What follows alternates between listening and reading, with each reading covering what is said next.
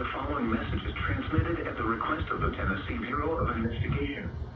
An Amber Alert has been issued on behalf of the Franklin County Sheriff's Office for Lily Hill. Lily was last seen on July 29, 2026 in Winchester, Tennessee. Lily is believed to be with her non-custodial mother, Kathy Hill. Kathy is wanted by the Franklin County Sheriff's Office for aggravated kidnapping, child endangerment, and felony evading. Lily and Kathy are believed to be traveling in a blue 2017 Kia Sportage with Hennessy tag 384 BQVJ. If you have seen Lily or Kathy or have information regarding their whereabouts, please contact the Franklin County Sheriff's Office at 931-967-2331 or TBI at 1800 TBI FINOC.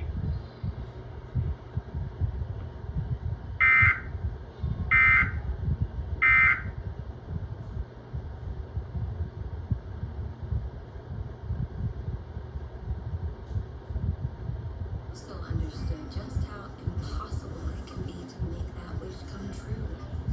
How easily dreams can